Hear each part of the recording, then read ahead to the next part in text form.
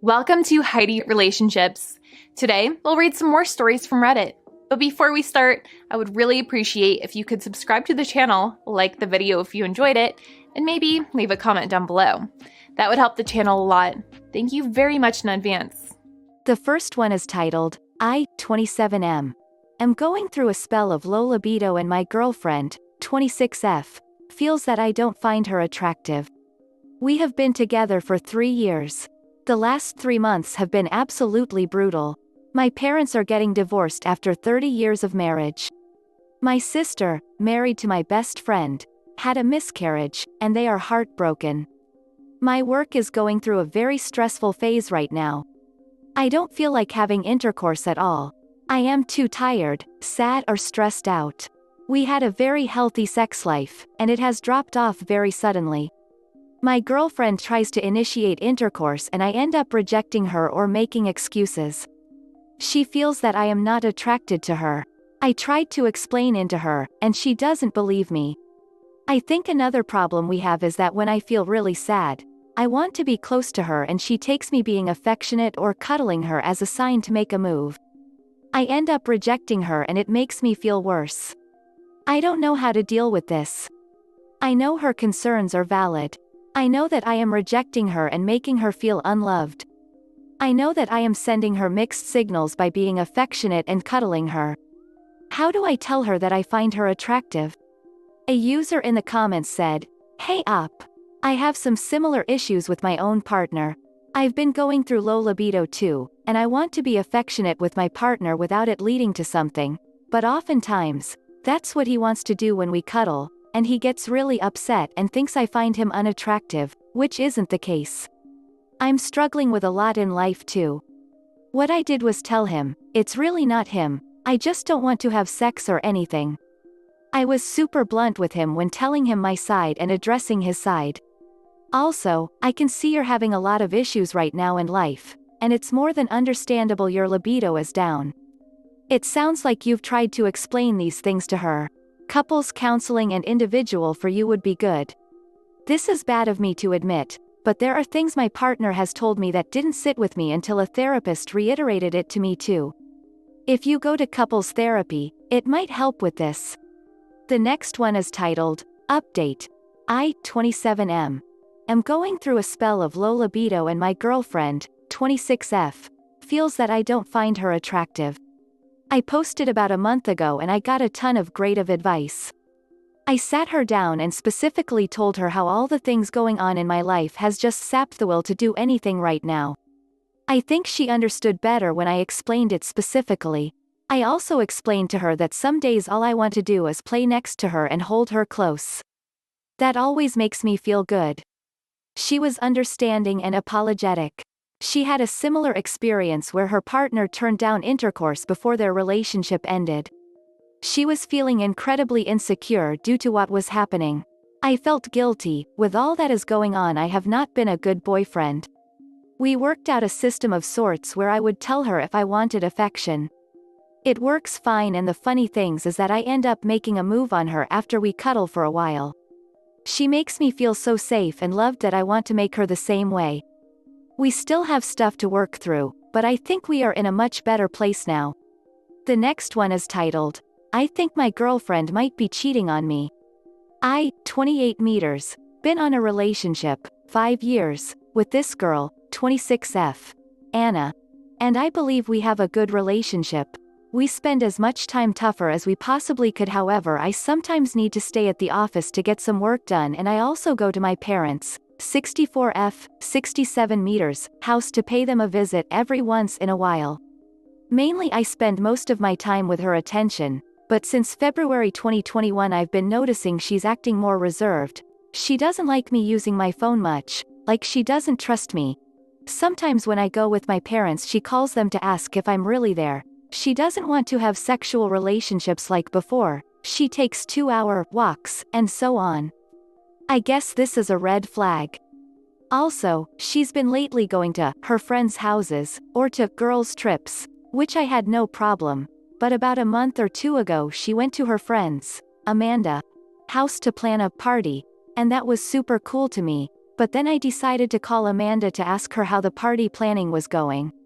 To my surprise, there was no party, and also Anna is not with her. At first I got worried cause I thought something happened to Anna and she never made it there until Amanda told me that Anna was not going to go to her house that day. After hearing these words, I did something maybe a little bit inappropriate. I tracked the location of an intelligent watch I gave to her as a birthday present, and she was in a place I didn't even knew existed, which I knew for sure it was not a friend's house, and this was an evident red flag. When she came home, I confronted her and she told me it was a therapy appointment. Why would you go to therapy? I asked her. She told me she had been sad lately because I don't talk to her that often. She is the one that doesn't want to talk to me. I guess I didn't want to face the possibility that she was probably cheating on me. But she's been going to therapy more and more lately, and she's paying therapy with her money, so I can't track her financial moves. So about 3 days ago I decided to go pay the therapist a visit, and when I got there it was an apartment building, which didn't worry me cause many therapists give consult in their houses, but when I asked the security guard about any therapist, he said, "Therapist? No sir, I think you're confused. Mr. Sanchez, the therapist, moved his office to a place further south." Then why the duck was Anna going there? She'll be back from her mom's house in 2 days, and I plan on confronting her by then. I forgot to mention she doesn't like when I try do something romantic in public, like hold hands or sharing popcorn at the cinema or kissing, and this worries me. Maybe she doesn't find me attractive anymore. Am I being a paranoid? Do I need more proofs? What should I say to her? I would appreciate some advice. Update. She did cheat, it's proven, and she told ducking Reddit instead of me. She's not sorry at all. A user in the comments said, "There is so little trust or openness in this relationship. What's the point of continuing? Even if she's not cheating, you're miserable, you doubt everything she does, and she doesn't seem to be upfront about things." Another user said, "You're not paranoid, she is cheating. Cheaters get paranoid. She calls to check up on your location. She lied about going to a therapist, already planned in case she was caught. Is she at her mom's? Pack up her crap and take it to her mom's." The next one is titled, "Bringing up Getting a Vasectomy to My Girlfriend." I am 34, already have 2 middle school aged kids with my ex-wife, and have told my girlfriend, F29, of almost a year from the beginning that I don't want more kids. She originally agreed, but recently has been bringing up possibly having kids in the future. I've reiterated that I don't want more kids as it doesn't fit into my life plan, and I'm already struggling with the small amount of time I get with my current kids due to custody agreements, and don't want to subdivide that time with them further by throwing more kids into the mix. Trouble is, I don't think my girlfriend actually believes me, and thinks maybe I'll change my mind. Anyhow, I've come to the decision that I'd like to get a vasectomy because I think it's what is best for me and for my kids. I'm anticipating that this is something that is going to upset my girlfriend, but I feel it is the right move for me, and I'm quite sure how I feel, even if she doesn't agree with it. I fully understand she might want to leave the relationship when she sees that I'm not about to change my mind, and that would really sadden me, but if our plans don't align, then it is what it is. What I'm searching for now is how to bring it up to her without sounding like an a-hole that doesn't care about her feelings. Any suggestions how to approach this? A user in the comments said, "It's your body, it's your choice. Sit down with her in a calm moment and let her know you are getting one. I think you should be really clear, not say anything like you're thinking about it, but rather, I am getting a vasectomy. I am not going to change my mind." It is not being an butthole to calmly explain your own medical decision. If you'd made her believe you wanted them and then changed your mind, that could make the conversation different, but not the approach. You get to decide about your own body, and as you mention, if she decides to leave, that's her decision. Doesn't sound like you would, but you shouldn't try to convince her to stay if she is sure she wants kids. Honestly, the least butthole-ish thing you could do is to be calm, kind, and extremely clear about your decision. Another user said, "Talk to her about her feelings. Tell her you love her and love being with her. However, you're worried that she might want children, or be unsure about children, and think you might want them too eventually. But you are sure you don't want children. In fact, there's something you need to tell her, but you've been worried about how she would feel about it. You're getting a vasectomy. This isn't something you are going to reconsider or postpone. You're completely sure, as you are completely sure you don't want any more children. Tell her you want her to take some time to think about this and about whether she will be happy without having children. You don't want to lose her, that would make you sad, but also don't want to hold her back and have her resent you eventually or miss out on life experiences that are important to her. If she wants to have children, then as much as it sucks, you guys need to end things so she can go find the man who wants the same thing as her and will be the father of her children. Putting it off will only make it hurt more for both of you and make it harder for her to have the time to find a man who wants what she does. Tell her she doesn't need to decide right now. You want to give her time to think, but you've been worrying about this since she started bringing up the possibility of having kids in the future. Being with you means choosing to never have children, ever, not even a chance. Does that make her happy? She deserves to be happy, and that's what you want for her, and what she owes herself. The next one is titled, Update, Bringing Up Getting a Vasectomy to My Girlfriend. So, I am 34, had the talk with my girlfriend, F29, about having decided to get a vasectomy. She's not taking it well. She feels like it is unfair and selfish of me to get one and wants me to wait for a few years to keep the option open, so we can decide together, instead of me getting one now. I told her that I'm not about to change my mind, as I already have 2 kids that I only see 3 days a week, and I'm not wanting to split that parenting time 3 ways by adding another child. The only thing I can think is that if I don't get one now, she's going to either try really and persuade me, or we'll end up having an accidental pregnancy within the next few years. I know I don't want more kids, so I want to get it done with. Is this selfish of me? She says I'm taking away her choice in the matter, but I feel like giving in to her would be giving up my choice in the matter. As a concession, she said if I do get one, then she wants to get married within the next year, because that would make her happy. I've told her I'm not ready for marriage yet, as we haven't even been dating a year and we both just got divorced prior to that. She says relationships are about compromise, so it is unreasonable for me to say no to both things she wants. I really do love her, but I feel pretty certain about my decision. The next one is titled, Adoptive Mother Accused Me of Having an Affair with Her Husband and I Can't Move Past It Years Later. AM Adoptive Mother AF Adoptive Father. When I was 10 and younger sister was 8, my mother gave us up for adoption to families that lived in better off countries. Sister went to some other family, I went to another. We only reunited in my 20s. For the first few years everything was great. AM and AF were really nice and I'd even say treated me like a daughter. When I turned 14 things changed. AM wouldn't like AF talking or laughing with me and it was weird cause he would address both me and his daughter, never me alone, yet that still bothered her. For Christmas we both got phones and AF would text from time to time like simple questions, where are you? What time are you coming home? And maybe a joke once or twice. One day AM just grabs my phone and accuses him of cheating on her with me. She screamed saying she's been noticing him staring at me and how we both smile at each other. I was completely shocked because it was completely not true. AF angrily threw his daughter's phone at her telling her to look, he sent us both similar texts and he sees me only as a daughter. Well, the fight dragged on, and AM basically kicked me out that night saying she couldn't stand to look at me anymore. AF, not wanting me to be homeless, took me to his sister's house. I don't know what happened after the fight, but they were divorced 6 months later. I stayed at AF's sister's house till I went to university. She was nice but I kept my distance, scared I'd screw things up for another family.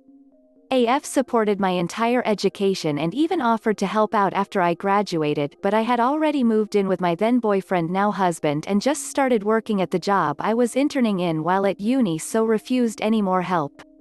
AM got sick a few years ago and passed away.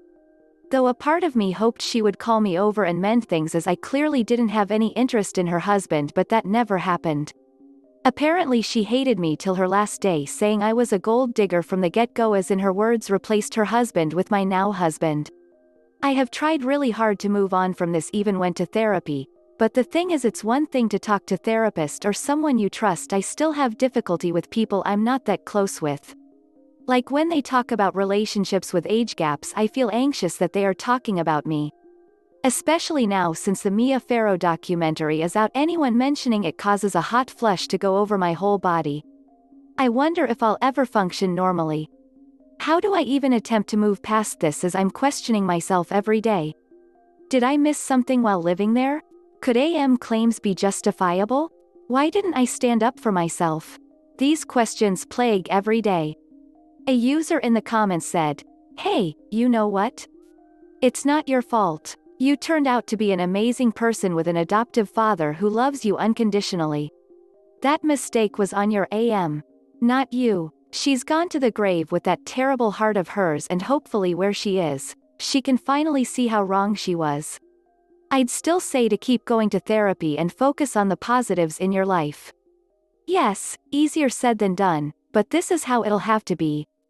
Good luck and many hugs and a lot of respect to you, my fellow human being. Another user said, "First of all, not your fault.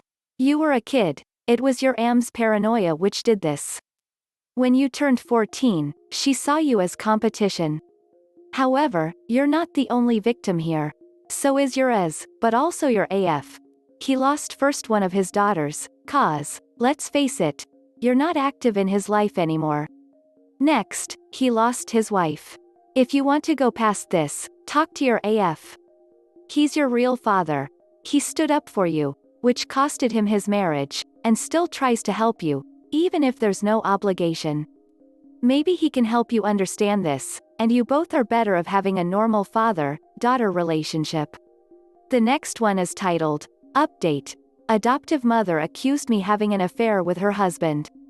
A lot of you asked for an update when I first made this post, but at the time I wasn't ready for it and was basically stuck in the same place I had been for years. I still somewhere blamed myself for what happened with adoptive mother, and with the urging and support of my husband, I talked with my therapist about contacting my adoptive father again. She suggested I take small baby steps, so I first called him via Zoom and didn't mention AM much, only asked about his health and how my adoptive sister was. He asked about me and my family. Over the course of a few Zoom calls, we gradually got to the subject of AM and her behavior towards me. At first AF was vague, calling her insane and that she was just a very vengeful woman, but wouldn't go into detail about her, so I didn't push, as honestly I was scared of the answer myself. I talked with my AS also during this time, and it was really lovely connecting with her again. 2 weeks earlier, AF and I decided to meet up for lunch. This time I don't know what came over me, but I asked him to tell me why AM felt that way about me. There had to be a reason. Jittery at first, AF admitted he felt kind of to blame for her behavior because before I was adopted he had a year-long affair which might caused AM to have a mental breakdown. They had also been struggling with infertility after AS, and in her head AM thought she was to blame for his infidelity. AF said he tried to assure her he was the one to blame and they went through couples counseling, but AM didn't agree with the therapist, saying they were fine, all they needed was another baby in the house. Yes, at first they planned to adopt a baby, but over time AM thought a same-aged sibling for us was a better choice. My country was going through a crisis and many parents were putting their kids up for adoption, like my mother, and they chose me from a large binder of kids. AM had chosen me specifically as I was the same age as AF and our birthdays were close. I was 10 at the time, and he said AM would claim she fell in love with me the second she saw me. He said the first time he saw a change when I turned 12, which was earlier than I thought. She became distant with me and would berate me for the simplest things. Although I do remember this, but I would blame myself at the time, thinking I was a stupid girl always making mistakes. When AF confronted her about it, they had a huge fight and she accused him of favoritism, that he was putting me before us and cared for me more. Over time and as I grew up more than then lead to her accusing him having feelings for me, as you all know already. I cried a lot that day and it took me some time to come to terms with what AF said. I think it helped me a lot to talk here and post my story. Now I know nothing I could have done would have changed the situation and finally come to terms that I was needlessly put between these two. I would like to thank everyone who gave me encouragement during my first post. Literally years of therapy couldn't help when a few internet strangers did. I'm at a better place with AF now and even back in contact with AS. I have reconnected with my family and my mother now lives with me so she can bake me all the cookies me and my sister want so I don't have to steal them. This is the end of the video. I hope you enjoyed the relationship stories. Please don't forget to subscribe to the channel, like the video and write a comment. I really appreciate your support and it helps my channel so much. Thank you.